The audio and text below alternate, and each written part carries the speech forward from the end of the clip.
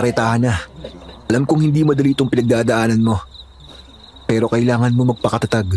Paano na ako ngayon na wala na ang asawa kong si Sylvia? Nakikita mo ba siya?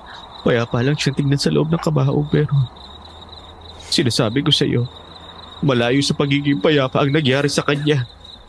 Wala talagang puso ang mga aswang na yan. Hindi sila marunong makaramdam ng kahit konting awa. Ang mahalaga lang sa kanila ay makapatay ng tao. Yan lang naman ang tingin nila sa atin eh. Mga biktima, mga pagkain. Awang-awa ako sa asawa ko. Hindi dapat nangyari ito eh. Napakabuti niyang tao pare, alam mo yan. Oo, alam ko kung gaano kabuting tao ang asawa mo.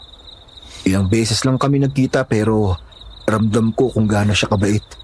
Grabe nga mag-asikaso yun sa akin tuwing binibisita ko kayo dito sa bahay niyo eh. Kaya naman, nalulungkot din talaga ako sa nangyari. Salamat sa pagpunta mo dito pare. Alam kong malayo ka pa. 3 baryo pa ang pagitan ng bahay niyo at bahay namin kaya malaki talagang sakripisyo mo sa pagpunta dito sa Lamay. Siyempre naman pare, matalik kitang kaibigan eh. Sabay tayong lumaki sa lugar na ito. At kahit matagal na kaming lumipat ng bahay, hindi pa rin naman nawawala ang pagiging magkaibigan natin. Kaya makakaasa kang narito lang ako para damayan ka. Halika pare, maupo na muna tayo. Ipagtitimpla kita ng kape. Sige, salamat.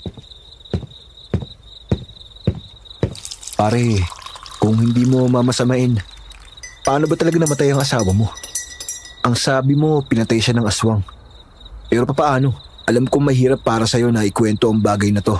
Kaya kung hindi ka pa handa at ayaw mo munang pag-usapan, maiintindihan ko. Hindi, ayos lang pare. Handa akong sabihin sa iyo ang lahat dahil malaki naman ang tiwala ko sa iyo eh. Salamat. O sige, ikwento mo sa akin ang lahat-lahat. Malay natin, baka may maitulong ako para mabigyan ng hustisya ang pagkamatay niya. Aaminin ko, medyo matagal na talagang hindi maganda ang estado ng pagsasama naming dalawa. Nakakaya mga aminin pero napapadala sa pag-aaway namin itong mga nakaraang buwan. Hindi mo kailangan mahiya. Normal lang naman siguro yan. Ako, wala pa akong asawa. Pero alam kong wala naman talagang perpektong relasyon. Salamat sa pag-intindi mo pare. Yung mga pag-aaway namin, tungkol lang naman sa mga maliliit na bagay. Mabilis lang talaga kaming uminit ang ulo namin sa isa't isa. Hanggang sa isang gabi, nagkaroon kami ng isang malaking alitan. Nagkasigawan kami. Sa sobrang galit niya, bigla na lang siyang lumabas ng bahay. Tapos, anong ginawa mo? Pinigilan ko siya. Siyempre kahit magkaaway kami noon, nag-aalala pa rin ako sa kanya. Gabi na kasi noon at mapanganib sa labas. Sinabi ko naman sa kanya na baka may makasalubong siyang aswang o kaya mapano siya. Hindi pa rin siya nakinig? Hindi eh. At alam mo kung ano yung sinabi niya sa akin bago umalis. Hanggang ngayon nakatatak pa rin ito sa isip ko eh.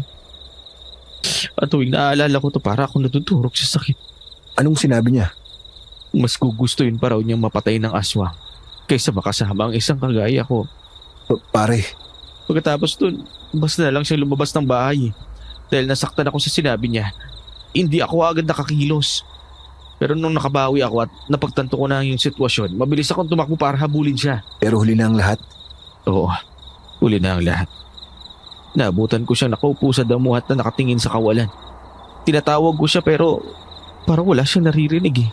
Wala akong mabasang kahit anong ekspresyon sa mga mukha niya. Para lang ako nakikipag-usap sa tuod. Anong nangyari sa kanya? Nung una hindi ko siya maintindihan kung bakit siya nagkakaganon. Naisip ko pa nga na baka namaligno siya eh. Pero ang sabi ko sa sarili ko, ang importante buhay siya. Gagawin ko ang lahat para gumaling siya at bumalik ang pagiging normal. Pero ang hindi ko alam, simula pa lang yun ang tuluyang pagkasira ng buhay namin. Aswang Radio. Aswang Radio. Aswang Radio. Magandang araw sa lahat ng ating listeners. Ako po ang inyong lingkod, DJ Rosana. Nagsasabi at binabati kayo ng isang magandang araw. But of course, syempre mas maganda pa rin ako sa araw. Anyway, welcome po sa ating munting tambayan kung saan araw-araw tayong magtatakutan. Kaya halina, pasok na kayo, dalhin na ang inyong mga sandata at pangontra.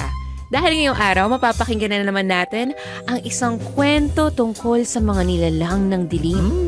At opo, kagaya nyo, syempre kinilabutan rin ako sa unang pangyayari pa lang ng kwento natin ngayon. Kaya talagang kaabang-abang. Kaya di ko na kayo bibitinin pa. Welcome to Aswang Radio. At ito na ang kwento sa araw na ito. Aswang Radio.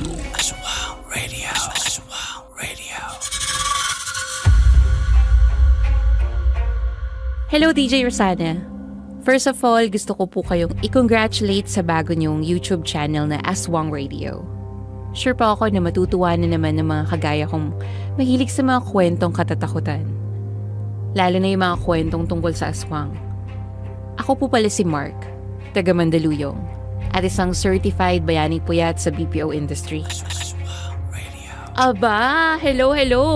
Kaway-kaway po sa mga listeners natin dyan, mga call center agents. Mabuhay kayo. Pero hinay-hinay lang po sa kape para alam niyo na, iwas palpitation din since gising tayo buong magdamag. At hello din sa'yo Mark and thank you sa pagpapadala mo ng kwento sa aming munting channel. So maraming salamat. So ituloy na natin ang kanyang kwento. Ang kwento pong ito ay narinig ko mula sa aking namayapang lolo na si Lolo Emil. Nangyari po ito nung binata pa siya sa kanilang probinsya sa Eastern Samar taong 1975. Aba, mga kaaswang radio, isang major throwback pala ang kwentong mapapakinggan natin ngayon mukhang exciting to DJ Rosana, mula pagkabata ay madalas na akong kwentuhan ni Lolo Emil ng iba't ibang istorya tungkol sa mga multo, maligno at aswang. Ginagawa niya itong panakot sa akin tuwing nagiging pasaway ako o ayokong matulog tuwing hapon. At sa dami po ng naikwento niya sa akin, isang storya po ang pinakatumatak sa akin. Ito po kasi personal talagang karanasan ni Lolo. At tiyak akong kikilabutan kayo sa pangyayaring ito sa buhay niya. Ano na ang nangyari mula nung natagpuan mo siyang wala sa sarili? Dinala ko siya sa bahay. Inalagaan at pinilit na magsalita. Pero kahit anong gawin ko, tahimik pa rin siya. Hindi siya tumitingin sa akin. Inalaunan, nanghihina siya. Bigla na lang nakaratay na lang sa higaan. Nagkasakit siya? Oo. At dahil sa kumbinsido akong naengkanto siya, humingi ako ng tulong kay Aling Loring. Sino si Aling Loring? Siya yung pinakamagaling na albularya dito. Marami na siyang napagaling na may sakit Kaya umasa ako na matutulungan niya rin ako. Aswang Radio. Aswang Radio. Aswang Radio. Ayan, humingi na nga ng tulong sa albularyo. Ganyan talaga sa mga probinsya. Dahil ako, mga kaaswang radio, laking probinsya din kasi ako. Kaya nakaka-relate ako dyan. So nangyayari pag may nagkakasakit sa amin, bago magpatingin sa doktor, dadaan muna kami sa albularyo. Sa mga nagamot din ng albularyo dyan, share nyo naman yung experience nyo sa comment section below. At habang nagtatype kayo ng mga komento nyo, balikan muna natin ang kwento ni Mark.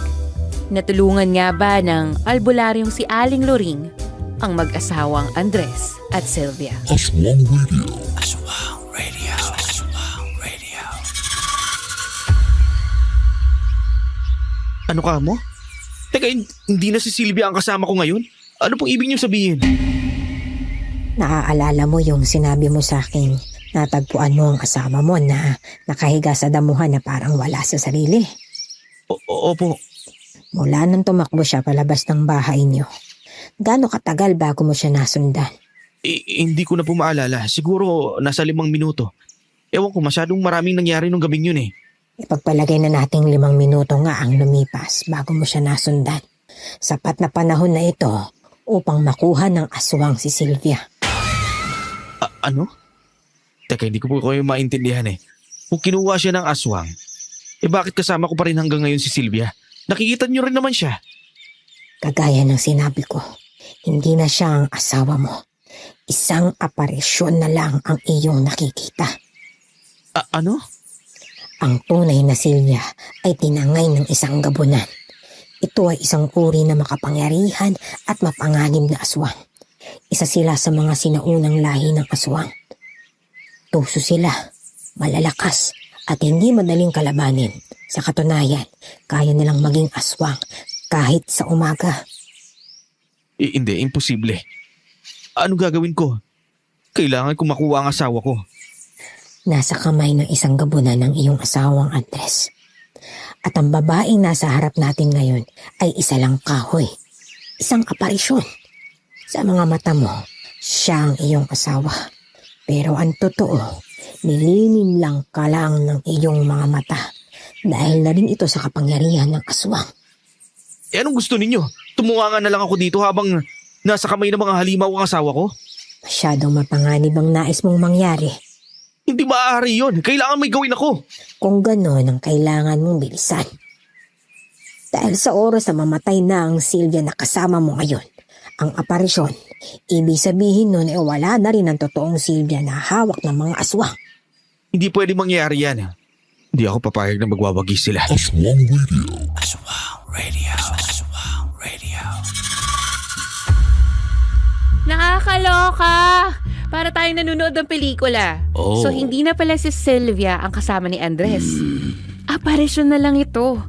Parang medyo familiar nga ako sa mga ganitong klase ng kwento eh. Naalala ko, sabi ng mga matatanda dati, kaya raw hindi iniiwan ng mga bangkay sa lamay.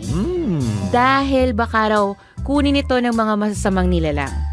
Pag ganun daw, akala natin naroon pa yung bangkay pero puno na raw ito ng saging. At pinaglalaroan nilang tayo ng mga mata natin.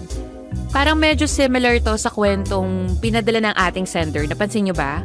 Well, anyway, ituloy na natin. Dahil kahit parang ako takihinata ako sa puso na dahil sa kwentong ito. Ituloy na natin yung kwento. Aswang Radio.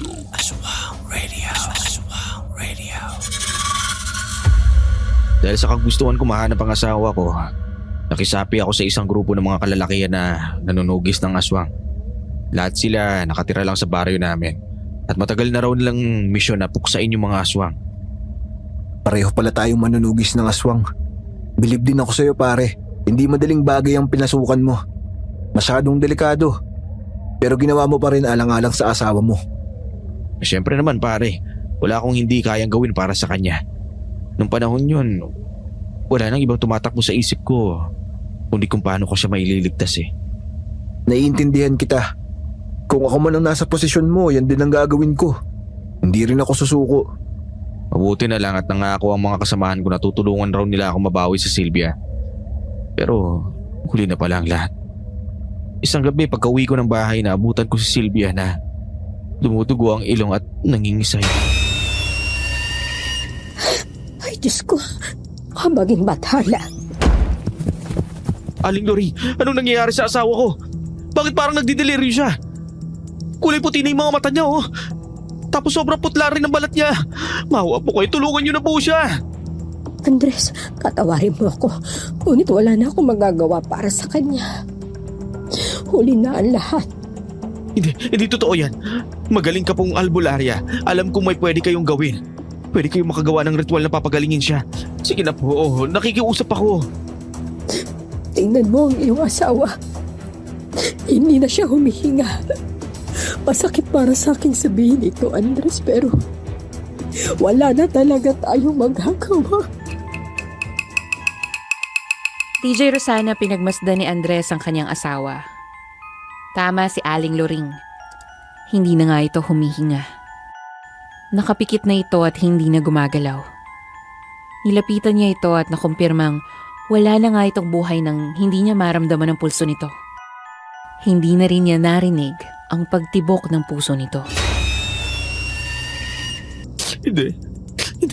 Mahal, maawa ka sa akin. Huwag mo ko iiwan, hindi ko kaya. Andres, Sinusumpa ako.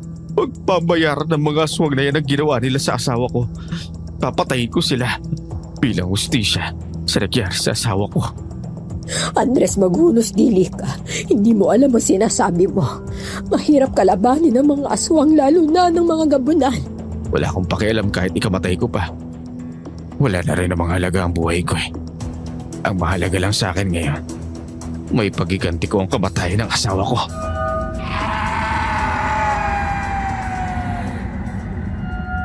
Hindi nga madali ang pinagdadaanan mo pare. At sa totoo lang, naiintindihan ko ang galit na nararamdaman mo ngayon. Pero tama si Aling Loring, hindi madaling kalaban ng mga gabunan. Alam ko naman. Pero kung kinakailangan ko magbuwis ng buhay, gagawin ko talaga. Medyo matagal na rin akong manunugis ng aswang. Napag-aralan ko na ang iba't ibang uri nila at ang mga gabunan ay kilala sa pagiging malakas at tuso.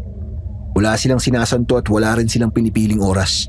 Emil pare, sa pagkakaalam ko, galing sa baryo nyo ang karamihan sa mga aswang. Oo, tama ka.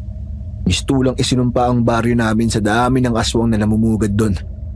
Kaya nga sinusubukan na rin naming mas palakihin at mas palakasin pa ang grupo naming mga manunugis ng aswang. Kailangan handa kami lagi sa kahit na anong pag-atake. Kung ganun, sasama ako sa'yo. Anong sabi mo? Pagkatapos ng libing ni Sylvia, sasama ako sa'yo sa baryo ninyo. Doon ko sisimulan ang paghahanap sa aswang na pumatay ng asawa ko. Pare, hindi mo alam ang sinasabi mo. Kahit papano, may konti na akong kaalaman sa pakikipaglaban sa mga aswang. Maaari ko na rin tong gamitin para makasali sa grupo ninyo. Pero, Pare naman, nakikiusap ako sa'yo. Kailangan ko ang tulong mo. Tulungan mo naman ako makamit ang hustisya para kay Sylvia. Aswang Radio. To be honest, gets ko naman ang reaction ni Andres.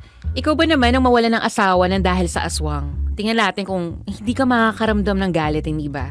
But at the same time, may point rin naman tong si Lolo Emil ni Sender. Hindi nga naman madaling bagay yung gustong gawin ni Andres. Pakinggan na lang natin kung ano pa yung mga susunod na mangyayari. Aswang Radio.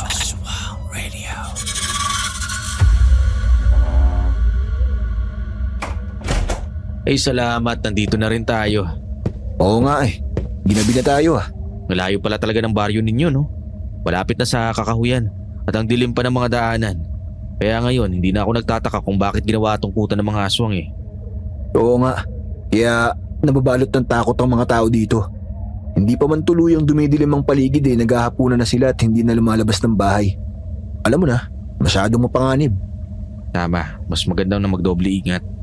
Ayos ka na ba dito sa bahay na titirahan mo? Pasensya na wala na akong ibang alam na pwede mong rentahan eh. Naku, huwag mo akong alalahanin. Kahit saan mo ako patirahin, walang problema sa akin. Ang problema ko lang sa bahay na to, masyadong malaki. Ako lang naman ang nakatira dito eh. Malaki ang bahay na nirentahan ni Andres. Kasya ang isang buong pamilya doon. May sala, kusina, banyo at may 2 kwarto sa taas. Retired seaman daw po ang may-ari ng nasabing bahay na nakatira na sa Amerika. Kaya naman pinapaupahan na ang bahay nito sa hindi ganong kalaking halaga. Kakilala ni Lolo Emil ang may-ari kaya hindi siya nahirapang rentahan ang bahay para kay Andres. Pag may kailangan ka, puntahan mo lang ako sa amin. Tinuro ko naman sa'yo kanina ang direksyon papunta sa bahay namin. Konting lakad lang mula dito. Oo nga malapit lang. Akalain mo yun, magkapit bahay ulit tayo. Pare, maraming salamat talaga sa pagtulong mo sa akin Tatanawin kong isang malaking utang na loob to. Tumigil ka nga. Natural na tutulungan kita. Para na tayong magkapatid Kung nagagawa ko ng tulungan ng ibang tao, ikaw pa kaya? O siya, sige. Uuwi na muna ako sa amin. Sige pare, umuwi ka na at nang makapagpahinga ka na. Saka ayusin ko lang din itong mga gamit ko. Matutulog na rin ako. Sige. Oh, bakit pare? May problema ba? Bakit bigla kang huminto? Shh! Huwag ka maingay. Naririnig mo ba yun? Ang alin? Putik. Oh, naririnig ko. Aswang ba yun? Oo.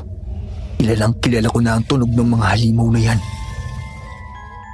Dahan-dahan silang dumungaw sa may bintana para tingnan kung sino ang nasa labas.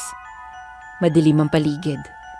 Pero mula sa sinag ng buwan, malinaw nilang nakita ang isang malaking aso na nakatayo sa pagitan ng 2 puno. Hindi pangkaraniwan ang laki ng nasabing itim na aso. Pulang-pula ang mga mata nito at tumutulo pa ang laway. Tama ka, aswang nga yan. Walang normal na aso na ganyang kalaki. Teka, anong ginagawa mo? May dala akong sandata laban sa aswang. Pinabindisyonan ko ang patalim na to kaya tiyak akong kaya nitong pumatay ng aswang. Teka, May dala rin akong bundot pagi at mga asin. Susugurin mo ang aswang? Eh ano pa ba? Hintayin pa ba natin na tayo ang sugurin ng aswang na yan? Hindi yan makakalapit dito. Kagaya ng ibang mga kabahayan dito sa amin, napapaligiran rin ng asin ang bahay na to bilang pangontra sa mga aswang. Kaya hanggat hindi tayo lumalabas dito, walang magagawa ang aswang na yan kundi ang magmasid lang. Kung ganon, pagbibigyan ko siya. Ako mismo ang lalabas para kalabanin siya. Nababaliw ko na ba? Hindi mo pwedeng gawin yan. Hindi natin alam kung ano ang maaari nitong gawin sa'yo. Huwag mong ilagay sa panganib ang buhay mo. Gusto ko nang makapatay ng aswang. At ito na ang pagkakataon ko para kahit papano mabigyan ng hustisya ang pagkapatay ng asawa ko. Hindi ko to pwedeng palampasin, no? Kahit na... Pare, hindi mo ako kailangang tulungan dito. Kung gusto mo, diyan ka na lang sa loob. Basta ako lalabas ako at lalabanan ko ang aswang. Pare, teka lang. Sa huli, walang nagawa si Lolo Emil upang pigilan ng kaibigan. Kaya naman kinuha rin niya ang kanyang patalim at mabilis itong sinundan sa labas. Sa pagkakataong iyon, nagbago na ang anyo ng aso. Naging isang halimaw na ito. Kulubot at kulay putik ang balat. Mahahaba ang mga kuko. Matatalas ang ngipin. At mahaba ang kulay puting buhok. Papatayin kitang halimaw ka! Pare, wag! Masyadong delikado! Hindi ako natatakot!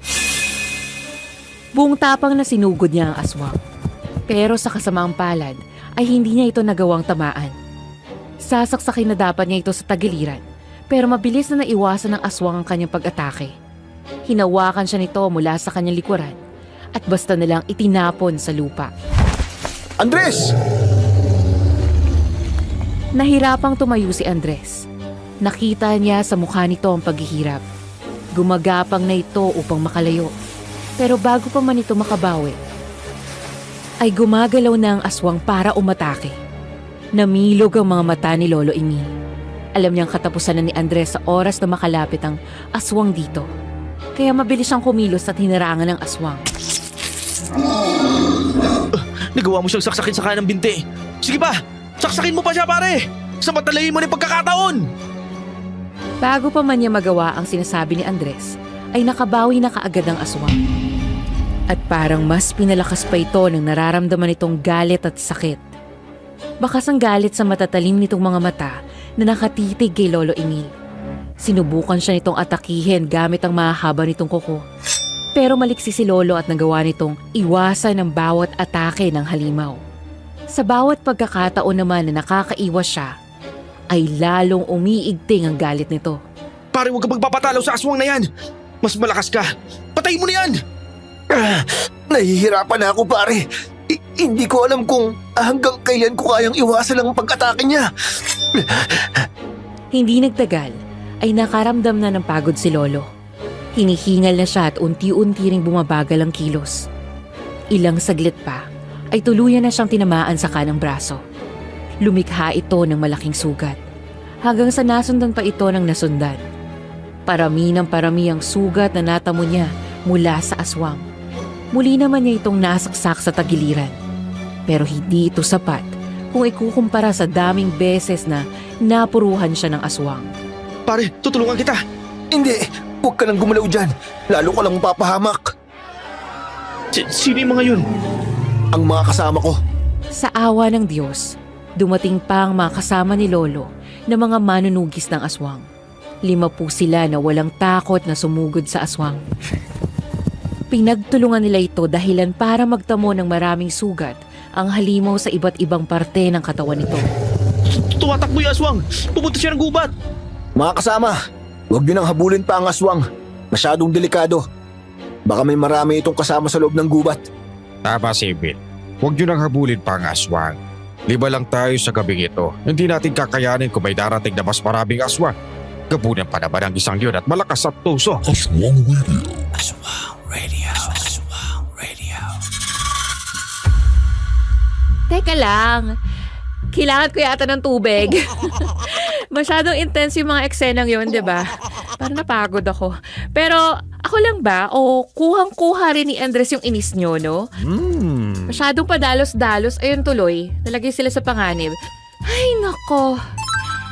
Ito na nga madalas kong sinasabi sa mga kaibigan ko. Lahat ng desisyon natin sa buhay, kailangan pag-isipan nating mabuti. Hindi pwedeng magpadala tayo sa emosyon dahil ikaw rin yung madedehado sa huli, di ba? Kagaya na lang ng ginawa ni Andres sa eksenang napakinggan natin kanina. Muntik pang mamatay ang lolo ni Emil ng ating sender nang dahil sa kapusukan ni Andres. Kaya sa mga nakikinig dyan, always remember to think before you act. Nax, English yun na. Kaya pakinggan at isa puso nyo yun, okay? O siya, bago pa tayo mag-nosebleed, ituloy natin yung kwento. Aswang Radio. Aswang Radio.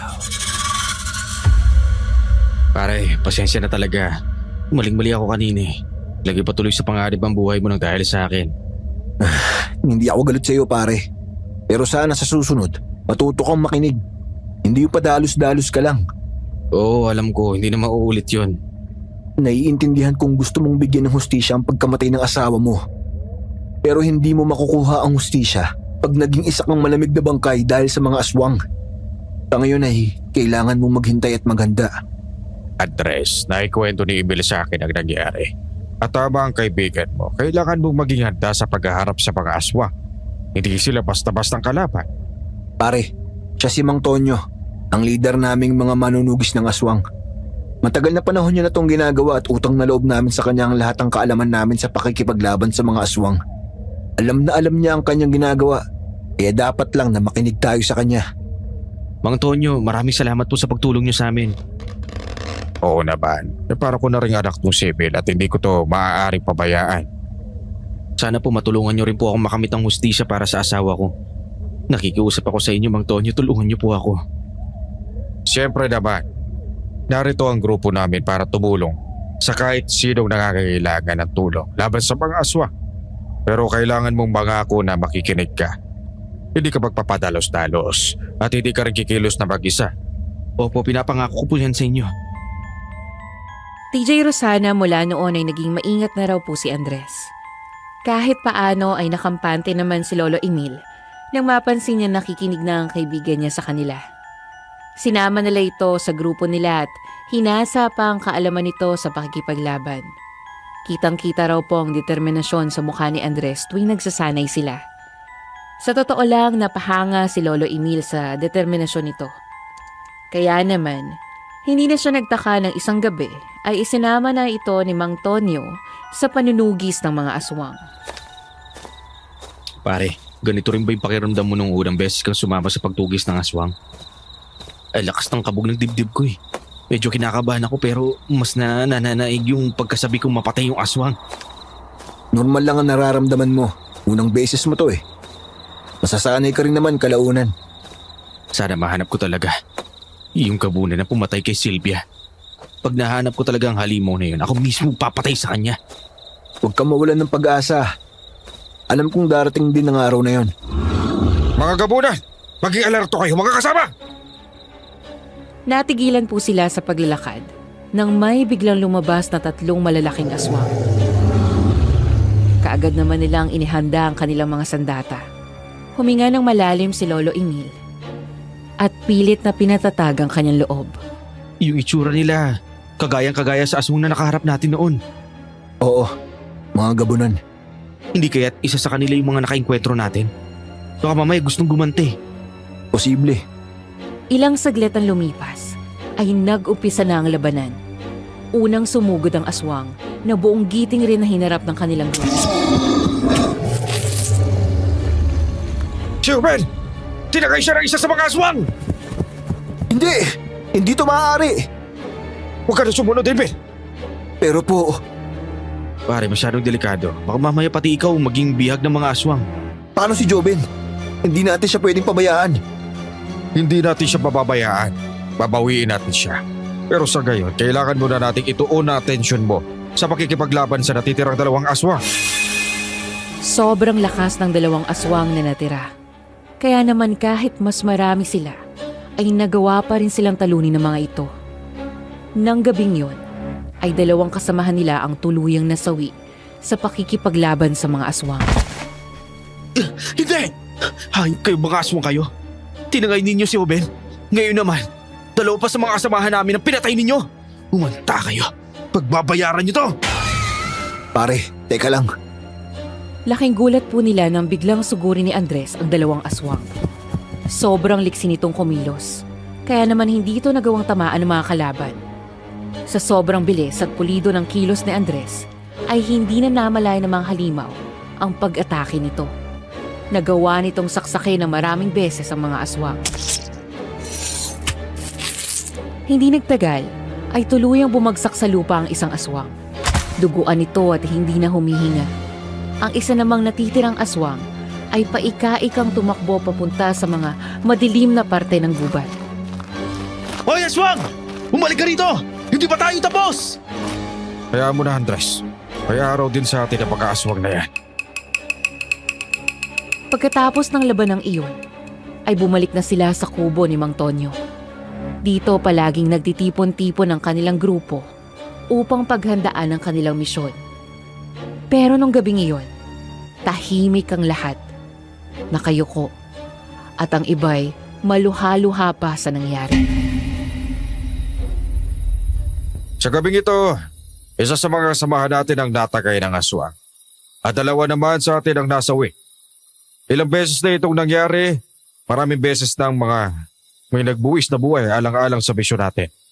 Pero kahit kailan ay hindi na siguro talaga tayo masasanay sa sakit na kaakibat ng ating misyon. Mahirap mawala na kasama. Masakit. Kaya sa gabing ito, ipagluluksa natin ang pagkawala ng ating kasama. Walang iya talaga mga aswang na yun. Hindi talaga sila marunong makaramdam ng awa. Sinabi ko naman sa'yo, di ba? Wala silang puso. At wala rin silang pakialam sa ating mga normal na tao. Pagkain lang ang tingin nila sa atin. Hindi tayo titigil hanggat hindi natin nababawi si Ruben mula sa kanila. Sa ngayon, kailangan muna natin maganda at mas pagpalakas pa. Hindi tayo maaaring matalo pa ng mga halimaw na yon. Tama si Mang Tonyo. Nawalan na tayo ng dalawang kasamahan. Kaya hindi tayo papayag na pati si Joben ay mawawala rin sa atin. Babawiin natin siya. Gusto ko rin kilalanin at pasalamatan si Andres. Sa ipinakita niyang tapang at lakas kanina. Andres, tunay ako namangha sa ginawa mo. Nang dahil sa iyo, hindi tayo nasaktan ng dalawang natitirang aswang kanina. Pinatunayan mong isa kang mahalagang parte ng ating grupo. Wala nga naman po, Mang Tonyo. Ginawa ko lang po ang makakaya ko para makatulong. Masaya po si Lolo Emil na gumaling na si Andres sa pakikipaglaban. Alam kasi niyang kailangan nito yun upang makamit ang hustisya. Pero habang naglalakad sila pa uwi, napansin niyang hindi mawala-wala ang ngiti sa mukha nito.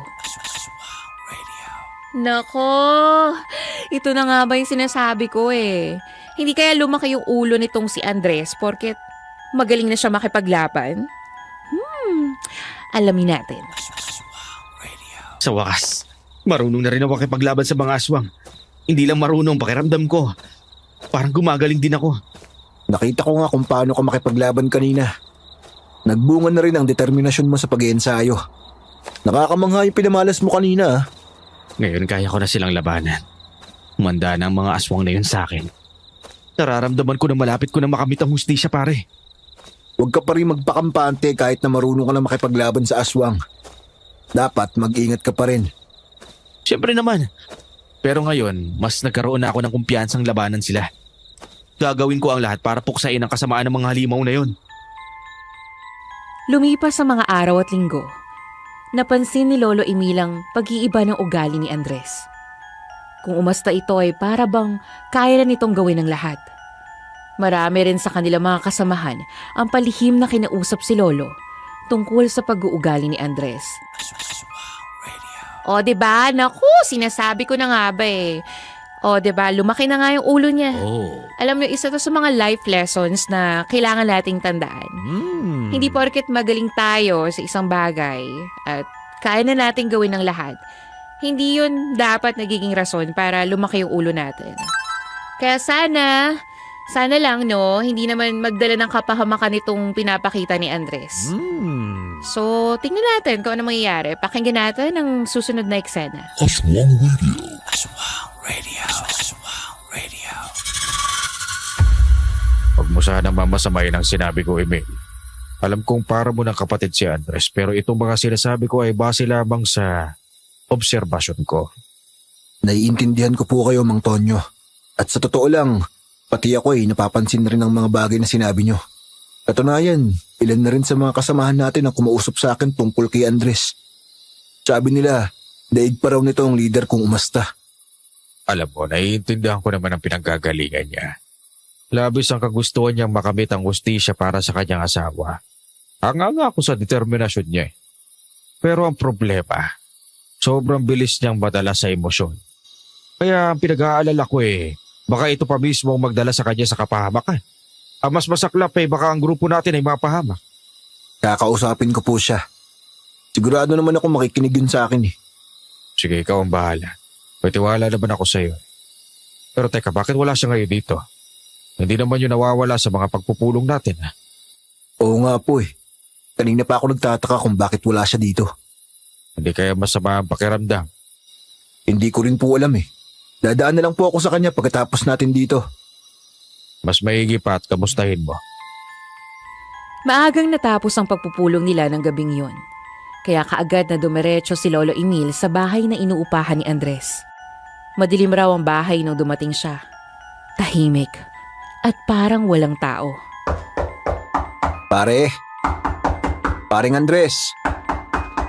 Pare, ako to si Emil. Umabot raw po ng halos 3 minuto bago niya narinig na may nagmamadaling bumaba at nagbukas ng pinto. Pare, ikaw pala yan. Bakit ka nandito? Nag-alala ako sa'yo kasi hindi ka dumating sa pagpupulong natin. Masama bang pakiramdam mo? Hindi, may importanteng bagay lang ako inaasikaso. Ano yun? Sikreto lang natin to ha. Ipapakita ako sa'yo. Pero walang ibang pwedeng makaalam nito, lalong-lalo na si Mang Tonyo. Ano ba kasi yan? Kinakabahan naman ako sa'yo Halika, sumunod ka sa akin. Nagtaka si Lolo Emil sa kakaibang tuwa at excitement na nakita niya sa mukha ni Andres. Mabilis nitong sinara at nilakang pinto. Tapos ay dinala siya sa taas ng bahay. Ano ba talagang nangyayari dito, pare? Ano yung ayaw mong malaman ng iba? Ito pare. Diyos ko! Bakit may nakagapos na babae dito sa bakanteng kwarto? Sino to? Siya si Lira. Namilog ang mga mata ni Lolo sa kanyang nakita. Nakasuot ng puting blusa ang babae. Morena ang kutis. Matangkad ito at balingkinita ng pangangatawan. Kapansin-pansin rin ang kulot at lagpas bewang nitong buhok. Pero ang mas kumuha ng atensyon niya ay ang mga sugat at pasa sa katawan nito. DJ Rosana, sa kabila ng lahat ng yun, wala siyang mabasang ekspresyon sa napakaganda nitong mukha. Tinitigan lang sila ni Lira na para bang walang emosyon. Bakit siya nakagapos? Pakawalan mo nga siya. Hindi tama itong ginagawa mo. Pare, teka, huwag kang magpadala sa mga magaganda at inosente niyang mukha. Ang magandang babaeng nakikita mo ngayon ay isang gabunan. Isang mapanganib na aswang. Ano? Nagsasabi ako sa iyo ng totoo pare. Sigurado ako sa sinasabi ko.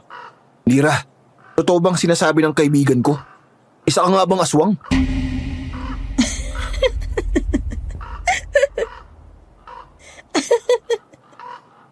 Hoy, tumahimik ka. Walang nakakatawa. Pare, kung tatanungin mo siya ng ganyan, natural, hindi siya aamin. Pero magtiwala ka sa akin. Nababaliw na yung kaibigan mo. Talaga ba? Pwes, itong sa'yo! Walang hiya ka. Hayop ka! Nakita mo na yung reaksyon niya? Makikita mo, umuusok ang katawan niya. Lalo ring dumadami ang mga sugat niya. Aswang nga siya. Pakawalan niyo ako. Mga hayop kayo. Sinusumpa ko hindi namin palalampasin itong kawalang hiyaan na ginawa niyo sa akin ngayon. Aba, mas lalong hindi ko palalampasin ang ginawa niyo sa asawa ko. Hindi mo ko matatakot, aswang. Pare, hindi ka nga muna dito. Mag-usap tayo.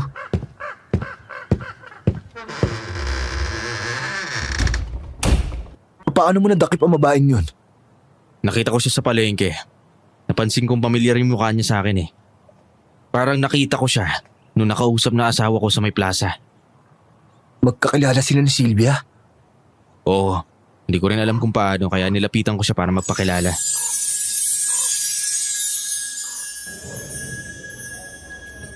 Pasensya na ha. Hindi ko kilala ang taong tinutukoy mo eh. Hindi, imposible yan. Nakita ko talaga kayong magkausap ng asawa ko nun. Si Sylvia, asawa niya ako. Pasensya na. Wala akong kilalang Sylvia. Sigurado ka? Pamilyar kasi talaga sa akin ang mukha mo eh. Hindi ako pwedeng magkamali. Baka namamalik mata ka lang. Siguro, magkamukha lang kami nung babaeng nakita mo. Napansin ni Andres na parang ilap ito sa kanya. Ni hindi nga ito magawang salubungin ang mga mata niya. Kaya naman nagduda na siya dito at naisip niyang marahil ay may tinatago ito sa kanya. Mula nung araw na yon, palihim ko nang sinusundan ang bawat galaw ni Lira. Madalas ko siyang nakikitang pag-aalagala lang sa baryo. Hindi siya masyadong namamansin sa mga nagdaraang tao eh. Pero napansin ko malakas siyang tumitig sa mga buntis. Kaya naman mas lalong tumindi ang paghihinala ko sa kanya. Talagang sinundan mo siya araw-araw? Ni hindi mo man lang to bilanggit sa akin. Alam ko kasi ni hindi mo to papaboran. Pero malakas talaga ang kutob ko na kailangan kong gawin ang bagay na to. Kaya sinundan ko siya hanggang sa pag-uwi niya. Nalaman ko nakatira pala siya sa isang kubo na nasa pusod ng kagubatan. Kaharap nito yung batis. Mag-isa lang siya doon na nakatira kaya nagtataka ako kung bakit niya sinadya na tumira malayo sa ibang mga tao. Baka gusto niya lang makalayo sa gulo. Sa loob ng ilang araw na nag-oobserba ako, naglilinis, nagsisibak ng kahoy, nagluluto at naglalabas sa batis. Paulit-ulit lang ang ginagawa niya. Hanggang sa isang araw, inabutan ako ng gabi sa bahay niya. At may nakita ako hanggang ngayon, nakatatak pa rin sa isip ko. Ano yun? Aswang Radio.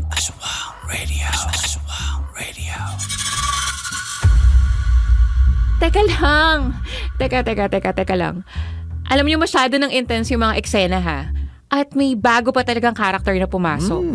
So sino naman kaya tong aswang na si Lira at ano yung papel na gagampanan niya sa buhay ni na Andres at Emil? Imposible namang napadaan lang siya, di ba? Hay nako, sige na nga. Bago niyo pa ako sa bunutan, ipagpatuloy na natin yung kwento. Aswang Radio.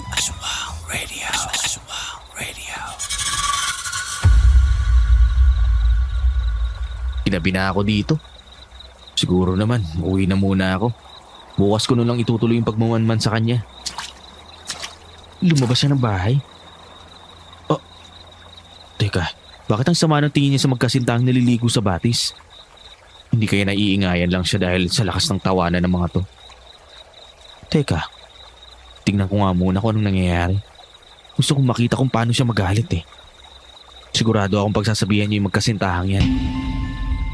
Pero hindi raw po ganun ang nangyayari.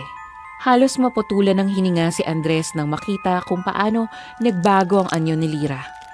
Nagkapunit-punit ang suot nitong bestida. Lumaki ang pangangatawan nito na para bang isang ligaw na hayop. Naging kulay putik ang balat. Tumalim ang mga mata. Nagsimulang humaba ang mga kuko at nagkaroon ng mahahabang pangil. Kapansin-pansin rin ang mahaba at kulay puti nitong buhok. Diyos ko, isa siyang aswang. Sobrang bilis na ng mga pangyayari pagkatapos nun. Bigla na lang tumakbo ang aswang palapit sa magkasintahan. At walang awang sinugod ang mga ito at ginawang hapunan.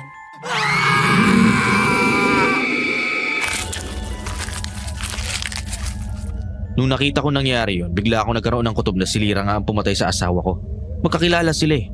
Maaaring kinuha niya ang loob ng asawa ko para gawin niyang biktima. Paano ka naman nakakasiguro dyan? Kutob lang to pare. Pero hindi ako titigil hanggat hindi niya sinasabi sa akin ang totoo. Basta mo na lang siyang dinukot nang hindi nakakasiguro kung siya ba talagang pumatay kay Sylvia. Pare naman, nagpadalos-dalos ka na naman eh. Teka, paano mo nga ba siya nakuha? Isang araw habang wala siya sa kubo, nilagyan ko ng napakaraming asin ng paligid ng bahay niya. Nung umuwi siya, hindi niya nagawang pumasok ng bahay. Habang nagtataka siya kung anong nangyayari, palihim kong sinugod mula sa likuran at sinabuhan ko siya ng asin at nilati ko gamit ang buntot pagi. Sinamantala ko na. Yung pagkakaroon yung nanghihina siya, kaya mabilis ko nang tinali yung mga kamay niya at dinala dito sa bahay. Pero imbis na patayin siya, bakit mas pinili mong panatilihin siyang buhay at gawing bihag? Dahil kailangan ko pang malaman mula sa kanya ang katotohanan Gusto kong marinig mula sa kanyang bibig na siya nga talagang kumuha at pumatay sa asawa ko. At gusto ko ring marinig siyang nagmamakaawa sa akin habang pinapahirapan ko siya. Masyadong madali ang kamatayan bilang parusa sa ginawa niya. Gusto ko siyang magtusa. Delikadong ginagawa mo, pare. Mas mabuti pang patayin mo na lang ang aswang kaysa panatilihin itong buhay. Gaya ng lagi naming sinasabi sa'yo, tuso ang mga aswang. Hindi natin alam kung anong pwede nitong gawin sa'yo. Ano naman ang magagawa niya sa akin? Nakagapos siya eh. Hindi niya ako magagawang saktan. Pero paano kung alam na nga ng mga kalahi niyang ginagawa mo? Paano kung sa mga oras na to, gumagawa na sila ng plano para makuha si Lyra at gantihan ka? Hindi ako natatakot sa kanila. Ngayong wala na ang asawa ko, wala nang mawawala sa akin. Sa totoo nga niyan, wala na akong pakialam sa buhay ko eh. Patayin nila ako kung gusto nila. Pero bago mangyari yon, sisiguraduhin ko munang makakamit ko ang hustisya. Pare, ano ba? Huwag ka naman magsalita ng ganyan. Pahalagahan mo pa rin ang buhay mo. Kung nabubuhay si Sylvia, hindi niya gugustuhin magkaganito ka. Eh kaso wala nga, di ba? Wala na ang asawa ko. Pinatay na nga ng mga aswang. Kaya hanggat nagmamatigas ang Lyra na yon, hindi ko siya titigilan. Susubukan ko siyang kausapin. Ano? Kakausapin ko si Lyra. Baka sakaling makinig siya sa akin. Kung hindi ko siya nagawang kumbinsihin, sa tingin mo ba makikinig siya sa'yo? Subok lang. Wala namang mawawala kung susubukan ko, di ba? Aswang Radio.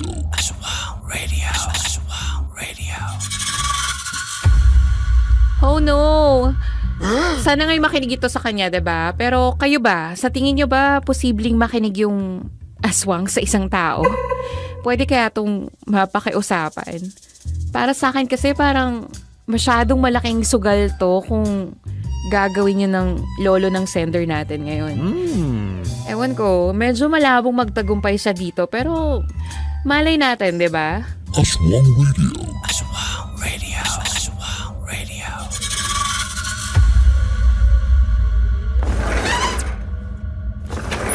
Lyra, makinig ka sa akin. Malaki ang galit ng kaibigan ko sa lahi nyo. At malakas ang kutob niya na ikaw mismo ang aswang na pumatay sa asawa niya. Hindi siya titigil hanggat hindi mo sinasabi ang totoo. Hindi ako natatakot sa kanya. Nakikiusap ako sa'yo. Ibigay mo na lang sa kanya ang gusto niya para matapos na to. Hindi akong pumatay kay Sylvia. Pero ang sabi niya, nakita niya raw kayo magkasama noon. Pagkakilala raw kayo ni Sylvia. Kung meron mang pumatay kay Sylvia, hindi ako yun kundi si Andres. Ano? Hindi kita maintindihan. Ang kaibigan mo nagtulak kay Lyra sa kamatayan. Anong ibig mong sabihin? Ilang beses niya itong tinanong pero hindi na ito nagsalita pang muli. Ramdam ni Lolo na wala na siyang makukuha pang ibang sagot mula dito. Kaya tumigil na siya. Kaya naman lumabas na lang siya ng kwarto at muling pinakiusapan si Emil. Pare, ano ba talagang hindi mo maintindihan? Napipiko na ako sa iyo eh. Para namang hindi mo alam yung pinagdadaanan ko. Pare, maniwala ka sa akin. Naiintindihan kita. Pero nag-aalala lang talaga ako sa'yo. Napakadelikadong bagay nitong ginagawa mo. Palibhasa, hindi ikaw yung namatayan ng asawa. Hindi mo alam kung gaano kasakit para sa akin ang lahat ng to, no? Hindi pa rin sapat na rason yan para magpadalos-dalos ka. Masyado ka nagpapadala sa emosyon mo. Alam mo bang napapansin na ng mga kasama natin ang pag-iiba ng ugali mo? Masyado ka nang kinakain ng galit mo. Kung ganon, simula sa gabing to, kumakalas na ako sa samahan natin. Pare, ano ba? Kaya kong gawin to ng mag-isa. Total naman, nasa kamay ko na si Lyra. Marunong na rin ako makipaglaban sa mga aswang. Hindi ko na kailangan ng tulong ninyo. Kahit gaano ka pa kagaling, hindi mo pa rin makakayang mga aswang kung mag-isa ka lang. Kaya ko. Papatunayan ko sa'yo na kaya ko makamit ang hustisya ng mag-isa lang ako. Alam mo, bahala ka lang sa buhay mo. Bahala ka kung gusto mong magpakamatay. Sa puntong yon ay tuluyan na rin naubos ang pasensya ni Lolo para sa kaibigan niya. Galit siyang lumabas ng bahay nito at nagdesisyong umuwi na lang. Ay nako, Mark. Hindi ko rin naman masisisi yung lolo mo, no? Kahit naman ako, masasagad na rin ang pasensya ko kay Andres. Eh gusto yatang magpakamatay ng lalaking yun eh. Sana lang ay hindi niya pagsisihan yung mga desisyon niya sa huli. Mang Tonyo, ano pong ginagawa niyo dito? Si Andres, nasaan? Nasa bahay po niya. Bakit po? Makinig ka mabuti. Dinukot na kaibigan mo ang isang gabunan. Paano niyo po nalaman? Ang babaeng dinukot niya ay ang nag-iisang anak na babae ni si Ricardo. Isa sa mga pinakamalakas na gabunan. Mababait ang kanilang angkan. Noon pa man ay sinumpa nilang hindi sila mananakit ng tao kahit kailan. Sa katunayan nga niyan, sila ang lihim na tumutulong sa grupo natin upang mahanap ang kuta ng mga masasamang aswang. Kung ganun, maling aswang ang dinukot ni Andres. At dahil dito, galit na galit kayo ng kanilang angkan. Ngayon ay gusto nilang patayin ng hindi lang si Emil, kundi pati ang iba na rin mga tao sa baryo. Idadamay nila ang mga inosente sa kanyang galit. Diyos ko, kailangan malaman to ni Andres. Kaya ako nandito at ang mga kasama natin para kausapin si Andres. Mang Tonyo, mukhang mahihirapan po tayo dyan. Sarado ang isip ni Andres at ayaw niyang makinig kahit sa akin. Kailangan pa rin nating subukan bago maging huli ang lahat. Nagmamadali silang tumakbo patungo sa bahay ni Andres. Pero natigilan sila sa kanilang naabutan sa kwarto. Pareho nang umiiyak at sumisigaw sina Andres at Lyra sa galit. Hayop ka! Ano nangyari? Umamin na ba siya na siya ang pumatay kay Sylvia? Mas masaklap pa dyan ang ginawa niya. Ano yun? Si Lyra. At ang asawa ko. May lihim na relasyon. Niloko nila ako. Pinagtaksilan ako ng asawa ko. Ano? Totoong aparisyon lang ni Sylvia ang nakasama ko noon sa bahay. Kinuha nga siya ng isang aswang. Hindi para patayin kundi para itanan. Tumira sila dun sa kubo na nasa pusod ng kagubatan. Pero natunugan sila ng ibang aswang.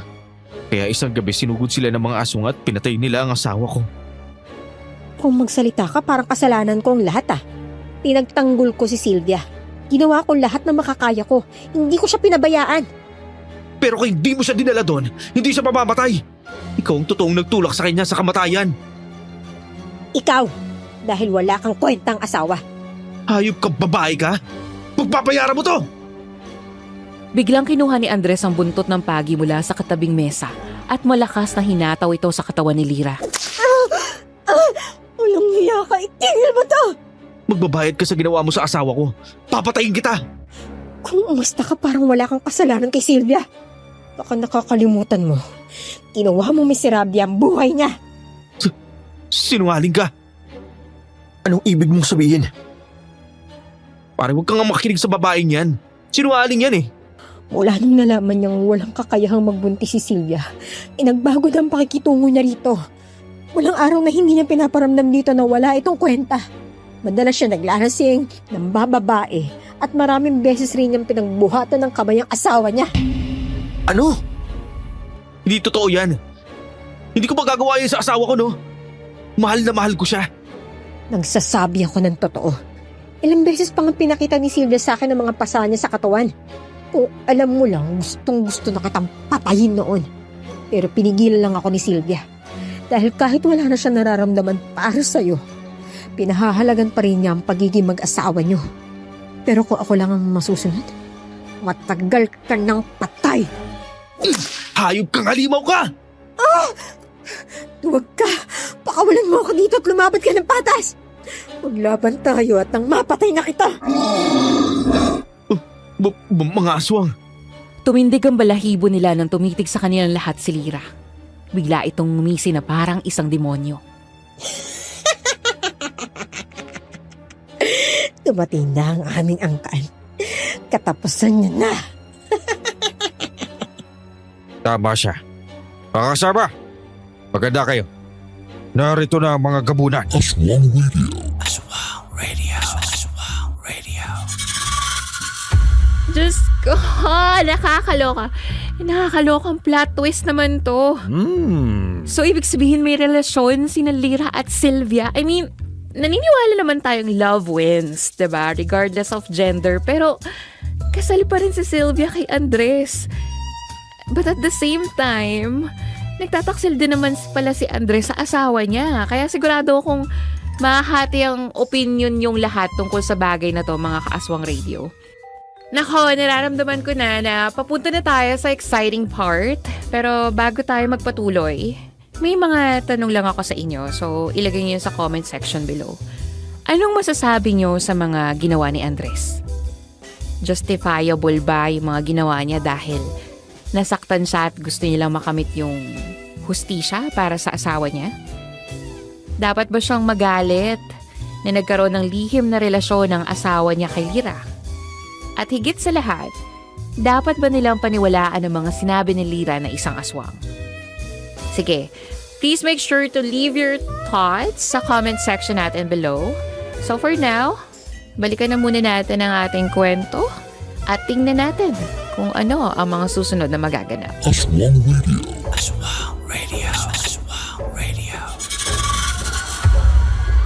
May mga aswang sa labas. Teka, paano nila nalaman na nandito ka?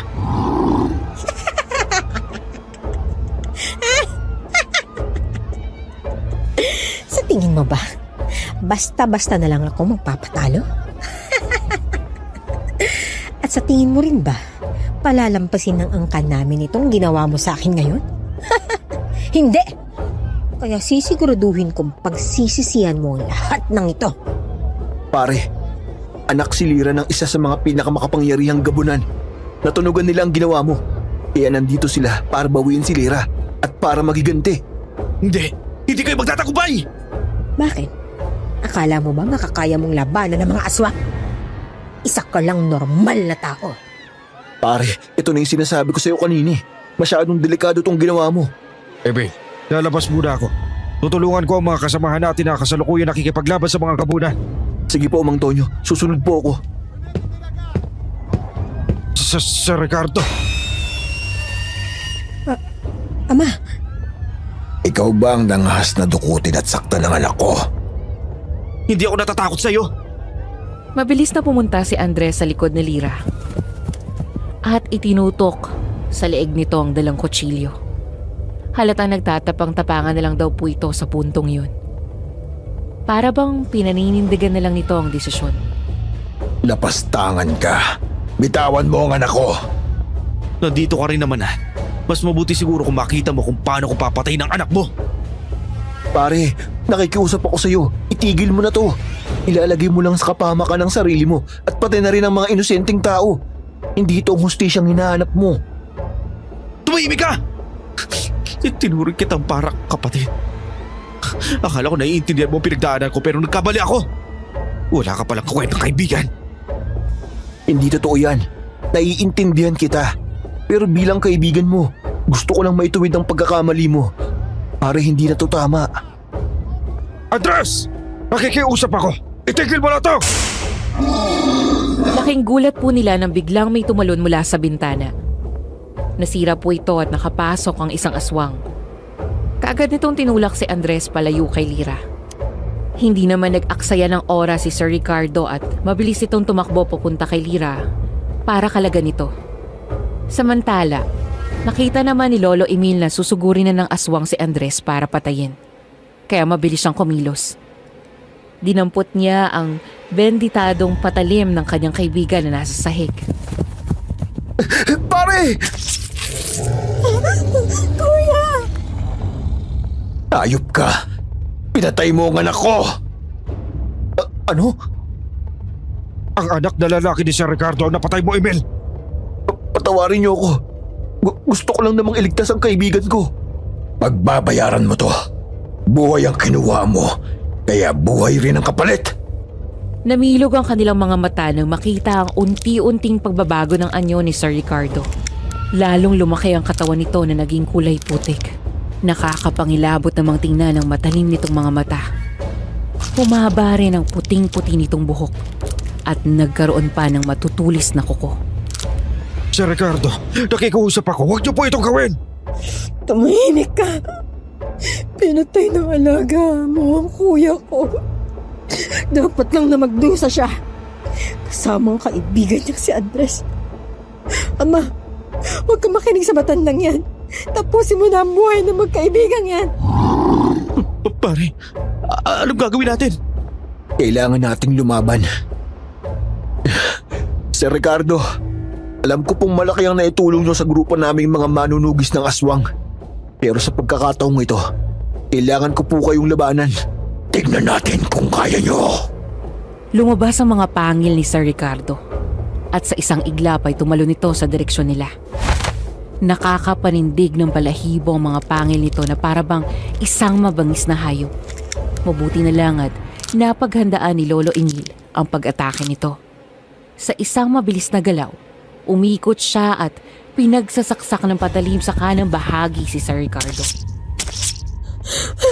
Hindi! Ama, lumaban ka! Lumaban ka! Patawarin niyo po ako, pero kailangan ko tong gawin. Katapusan mo ng aswang ka! Hindi rin nagpahuli si Andres at sinaksak rin nito ang aswang sa kaliwang braso. Napasigaw si Sir Ricardo sa sakit ng nararamdaman. Ang akala nila'y nagtagumpay na sila. Pero hindi pa pala tapos ang laban. Dahil napansin ni Lolo Emil na parang mas umigting ang galit nito sa kanila. Hindi nyo ako matatalo. Naging mas mabangis ito at laking gulat nila nang bigla sila nitong sinipa.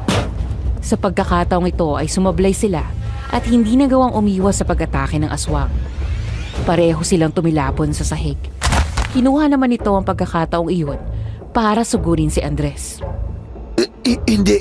Hindi pare, tumakbo ka! Hindi! Hindi! Layuan mo ako! Layuan mo ako! Layuan mo ako! Hindi! Pare! Muli naman siyang binalingan ng tingin ni Sir Ricardo.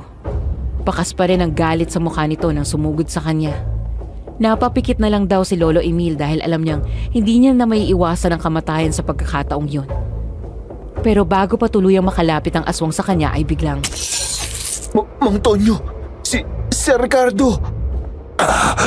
Ayop ka, Tonyo. Wala kang putang na loob.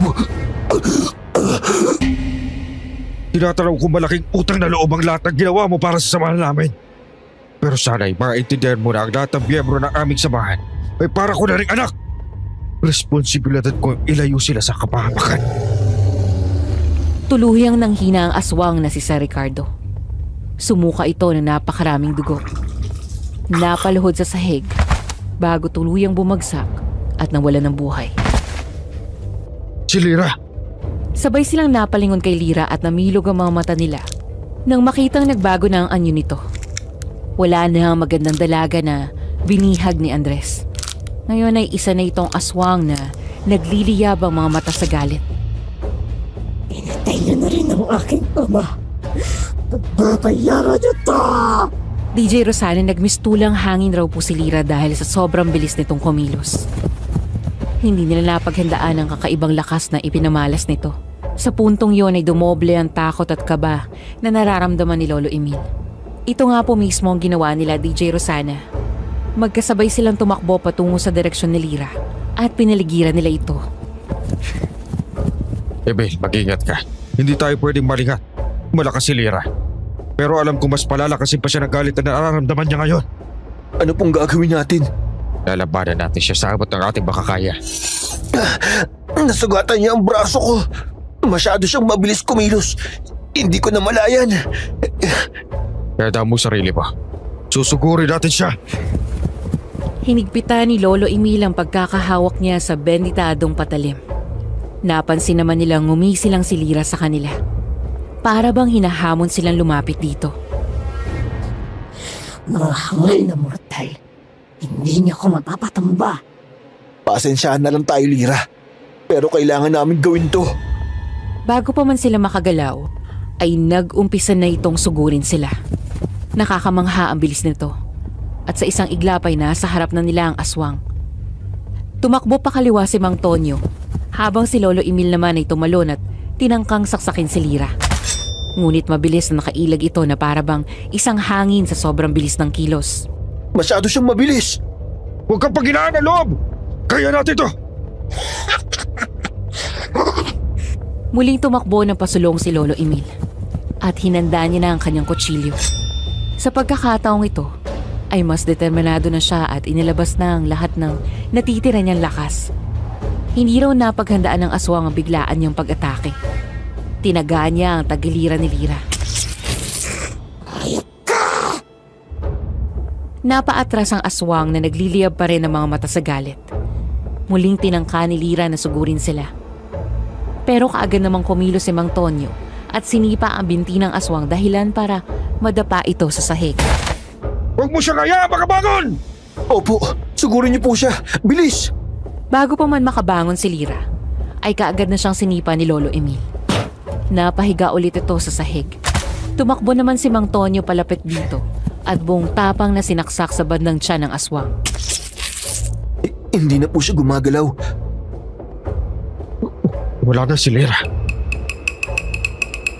Sabay silang humugot ng malalim na hininga nang mapagtanto nilang nagtagumpay silang talunin ang mga aswang. Tumingin sila sa labas ng bahay at nakitang wala na ang mga aswang doon. Pero Marami na naman sa atin ang nasawi. Dumanak na naman po ang dugo dahil sa mga aswang. Ilang beses na itong nangyari. Pero kailanman ay hindi na talaga tayo masasanay sa ganitong parte. Pero ay dumating ang araw na tuluyan ang mawala ang mga aswang sa mundong ito. Nang sa gayon, hindi na rin natin kailangan magbuwis ng buhay. Darating pa po kaya ang araw na yan, Mang Tonyo? Sa totoo lang, hindi ko rin alam. Pero wag lang tayong mawala ng pag-asa. Manalig lang tayo sa may kapal at patuloy na lumaban para sa kabutihan. TJ Rosana, sobrang nasaktan po si Lolo Emil sa pagkamatay ni Andres. Alam niyang malaki pa rin ang pagkakamali nito. Pero kahit ganun, ito pa rin ang matalik niyang kaibigan at itinuring niya itong parang kapatid. Sa kabila ng mga nangyari, pinagpatuloy pa rin ni Lolo Emil at Mang Tonyo ang kanilang misyon bilang mga manunugis ng aswang. Tumagal pa ito ng ilang taon hanggang sa tuluyang na maalam sa mundo si Mang Tonyo. Si Lolo Emil naman ay kinailangan lumuwas ng Maynila upang maghanap ng mas magandang oportunidad. At dito na nga po siya sa Maynila nagkaasawa, nagkaanak at tumanda. Sana po ay nagustuhan niyo po ang kwentong pinadala ko. At sana kahit papano po ay may natutunan kayo. Maraming salamat at more powers po sa Aswang Radio. Aswang Radio. Aswang Radio. Aswang Radio. Naku Mark, thank you for sharing your Lolo Emil story. Kahanga-hanga talaga yung adhikain nila at yung mission nila na labanan yung mga aswang. Aba, hindi madaling bagay yun ah. Hindi ako sure kung may mga kagaya pa rin niya ngayon. Pero sa tingin ko parang meron pa din, 'di ba? Pero hindi lang naman aswang kailangan nating labanan. Dahil sa modernong panahon ngayon na para bang punong-puno na ng kasamaan, maraming bagay tayong kailangang labanan. Kaya sana, mas dumami pa yung mga kagaya ni Lolo Emil na may lakas ng loob at kayang gawin ng tama, gaano man to kahirap. Kung may isang importanteng bagay man akong natutunan sa kwentong pinakinggan natin ngayon, yun ay ang tamang pagkontrol ng ating emosyon. Minsan kasi pag masyado na tayong nababalot ng kalungkutan at galit, hindi na natin nagagawang pagtuunan ng pansin ng logical side ng sitwasyon o ng mga pangyayari. Dahil dito, nakakagawa tayo ng mga reckless decisions na maaari nating pagsisihan sa huli at hindi na natin mababawi yun. Kaya tandaan, lahat ng mga bagay na ginagawa natin ay may kaakibat na consequence. Kaya dapat lang na pag-isipan nating mabuti yung bawat actions na ginagawa natin. Kaya magsilbi sana ng leksyon ang kwento ng karakter natin ngayon na si Andres sa ating lahat para maging mas maingat tayo sa pagdadala ng mga emosyon natin. Kaya, ayun! Kaya ako guys, ang isa sa mga ginagawa ko, syempre hindi naman natin mapipigilan yung emosyon natin. And dapat talaga pinaproseso natin yan. Pero best thing to do din talaga kapag galit tayo o hindi natin siya maproseso at the moment, wag tayong basta-basta magdidesisyon. Kasi for sure, hindi magiging maganda yung magiging outcome niyan. So, Ayan, sana marami kayong nakuhang moral of the story sa kwento natin ngayon. Maraming salamat po sa pakikinig nyo sa episode na to. Sana patuloy nyo po kaming suportahan sa mga susunod na aswang stories na inahandog namin sa'yo. Excited na rin ako mabasa yung mga comments nyo, so make sure na mag-leave kayo dyan sa ating comment section below, okay? At curious din ako kung ano yung masasabi nyo sa kwento at kung ano yung natutunan nyo dito. Muli, ito ang inyong DJ Rosana at ito ang Aswang Radio. Aswang Radio. Aswang Radio. Aswang Radio.